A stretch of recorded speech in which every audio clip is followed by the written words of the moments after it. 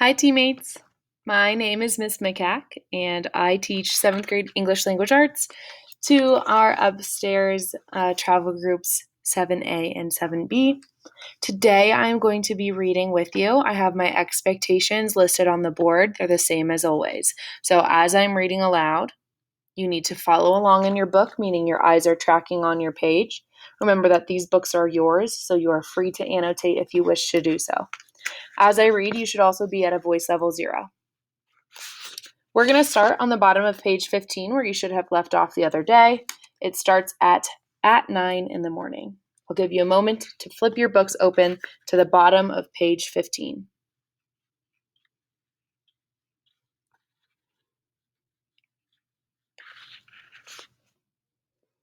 Okay. At 9 in the morning, Mildred's bed was empty. Montag got up quickly, his heart pumping, and ran down the hall and stopped at the kitchen door. Toast popped out of the silver toaster, was seized by a spidery metal hand that drenched it with melted butter. Mildred watched the toast delivered to her plate.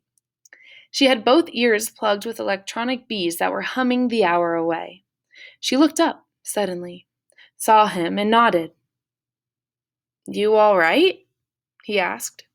She was an expert at lip reading from 10 years of apprenticeship at seashell ear thimbles. She nodded again.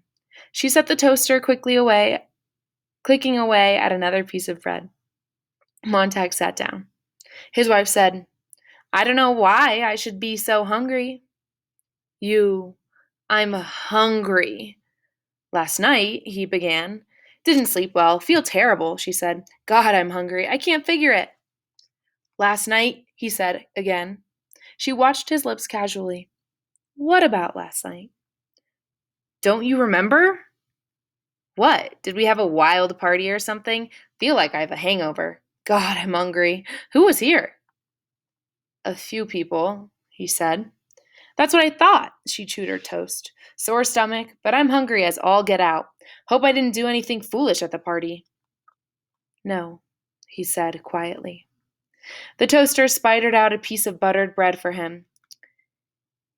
He held it in his hand, feeling obligated. "You don't look too hot yourself," said his wife. On the top of page 17. In the late afternoon, it rained, and the entire world was dark gray. He stood in the hall of his house, putting on his badge with the orange salamander burning across it. He stood looking up at the air conditioning vent in the hall for a long time. His wife in the TV parlor paused long enough from reading her script to glance up. "Hey," she said. "The man's thinking." "Yes," he said. "I wanted to talk to you." He paused. "You took all the pills in your bottle last night." "Oh, I wouldn't do that," she said, surprised. "The bottle was empty." "I wouldn't do a thing like that. Why would I do a thing like that?" she said. "Maybe you took 2 pills and took 2 more, and forgot again, and took 2 more, and were so dopey you kept right on until you had 30 or 40 of them in you." "Heck," she said. "What would I want to go and do a silly thing like that for?" "I don't know," he said. She was quite obviously waiting for him to go. "I didn't do that," she said.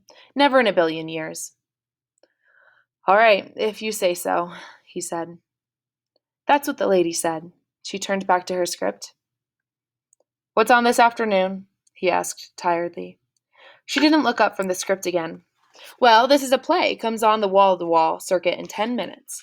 They mailed me my part this morning. I sent in some box tape tops. They write the script with one part missing. It's a new idea. The homemaker, that's me, it's the missing part. When it comes time for the missing lines, they all look at me out of the 3 walls and I say the lines.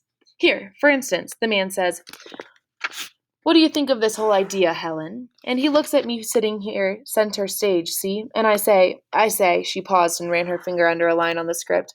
'I think that's fine.' And then they go on with the play until he says, 'Do you agree that, Helen?' And I say, 'I sure do. Isn't that fun, Guy?' He stood in the hall looking at her. 'It's sure fun,' she said.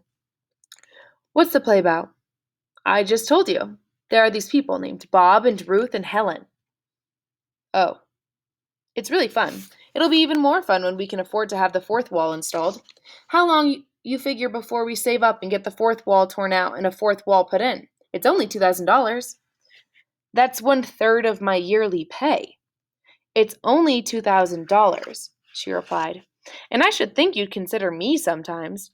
If we had a fourth wall, why, it'd be just like this room wasn't ours at all, but all kinds of exotic people's rooms. We could do without a few things. We're already doing without a few things to pay for the third wall. It was put in only 2 months ago, remember? Is that all it was? She sat looking at him for a long moment. Well, goodbye, dear. Goodbye, he said. He stopped and turned around. Does it have a happy ending? I haven't read that far. He walked over, read the last page, nodded, folded the script, and handed it back to her. He walked out of the house into the rain. We're on the top of page 19. The rain was thinning away, and the girl was walking in the center of the sidewalk with her head up and the few drops falling on her face. She smiled when she saw Montag. Hello. He said hello and then said, What are you up to now? I'm still crazy. The rain feels good. I love to walk in it. I don't think I'd like that, he said. You might if you tried. I never have. She licked her lips. Rain even tastes good. What do? Go around trying everything once? He asked. Sometimes twice. She looked at something in her hand. What have you got there? He said. I guess it's the last of the dandelions this year.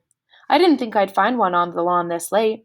Have you ever heard of rubbing it under your chin? Look. She touched her chin with the flower, laughing. Why? If it rubs off, it means I'm in love. Has it? He could hardly do anything else but look. Well, she said. You're yellow under there. Fine. Let's try you now. It won't work for me. Here. Before he could move, she had put the dandelion under his chin. He drew back and she laughed. Hold still. She peered under his chin and frowned. Well, he said. What a shame, she said. You're not in love with anyone. Yes, I am. Top of 20. It doesn't show. I am very much in love. He tried to conjure up a face to fit the words, but there was no face. I am. Oh, please, don't look that way. It's that dandelion, he said. You've used it all upon yourself. That's why it won't work for me. Of course, that must be it. Oh, now I've upset you. I can see I have. I'm really sorry. Really, I am. She touched his elbow. No, he said quickly. I'm all right. I've got to be going. So say you forgive me. I don't want you angry with me. I'm not angry. Upset, yes. I've got to go see my psychiatrist now. They make me go. I make things up to say. I don't know what he thinks of me. He says I'm a regular onion. I keep him busy peeling away the layers. I'm inclined to believe you need the psychiatrist, said Montag. You don't mean that. He took a breath and let it out and at last said, No, I don't mean that. The psychiatrist wants to know why I go out and hike around in the forest and watch the birds and collect butterflies. I'll show you my collection someday. Good. They want to know what I do with all my time. I tell them that sometimes I just sit and think, but I won't tell them what. I've got them running, and sometimes I tell them I like to put my head back like this and let the rain fall in my mouth. It tastes just like wine. Have you ever tried it? No, why? You have. You have forgiven me, haven't you? Yes, he thought about it. Yes, I have. God knows why. You're peculiar, you're aggravating, yet you're easy to forgive. You say you're 17? Well, next month. How odd, how strange. And my wife, 30, and yet you seem so much older at times. I can't get over it. You're peculiar yourself, Mr. Montag. Sometimes I even forget you're a fireman. Now, may I make you angry again? Go ahead. How did it start? How did you get into it? How did you pick your work, and how did you happen to think to take the job you have? You're not like the others. I've seen a few. I know. When I talk, you look at me. When I said something about the moon, you looked at the moon last night. The others would never do that. The others would walk off and leave me talking, or threaten me. No one has time anymore for anyone else. You're one of the few who put up with me. That's why I think it's so strange you're a fireman. It just doesn't seem right for you somehow. He felt his body divide itself into a hotness and a coldness, a softness and a hardness, a trembling and a not trembling, the two halves grinding one upon the other. "You'd better run on to your appointment," he said. And she ran off and left him standing there in the rain. Only after a long time did he move. And then, very slowly, as he walked, he tilted his head back and in the rain for just a few moments and opened his mouth. That's where we're stopping for now. At this point, you should be completing your comprehension questions on your roadmap.